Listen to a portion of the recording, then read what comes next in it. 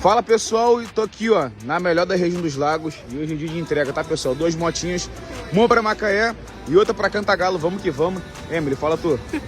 É isso aí galera, lembrando que essas entregas são totalmente gratuitas, são coisas que eu gosto de ressaltar. É isso aí. O cliente não tem custo nenhum.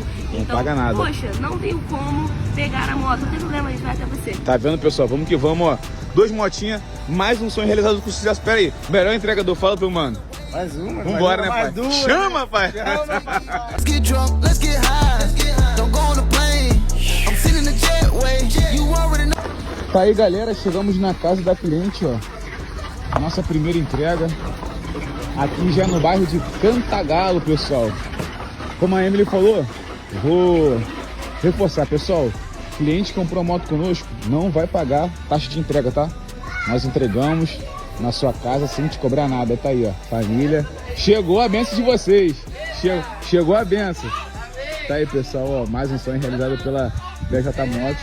Vamos que vamos. É isso, pessoal. A próxima moto pode ser sua. Butterfly doors on the Lambo, I'm trying to spread my wings. I got a bad little pretty Spanish team from Medellin. I might fly away before she get a wedding ring. But she wanna stay, she told me she'll never leave. Put some feathers on my drip cause I'm fly.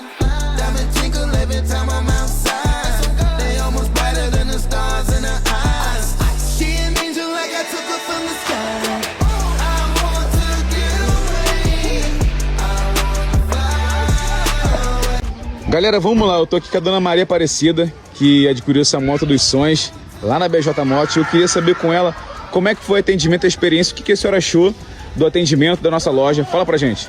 Muito bom, gente. Olha, o pessoal muito agradável, muito paciente, porque eu fui muito chata, ligava toda hora. Eles são muito pacientes, muito legais. E você que está precisando de uma moto, não tem condições agora, continua insistindo, Isso aí. porque eu insisti e consegui. É isso, a senhora recomenda a BJ Motos? Eu recomendo, mil. Bora, parabéns, Dona Maria. Obrigada. Pessoal, tá aí, ó. Forte abraço, tamo junto. E a próxima moto pode ser sua também. Faça como ela.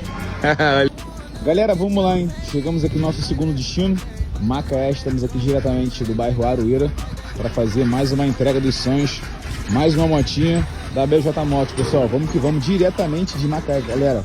Próxima moto pode ser sua, hein?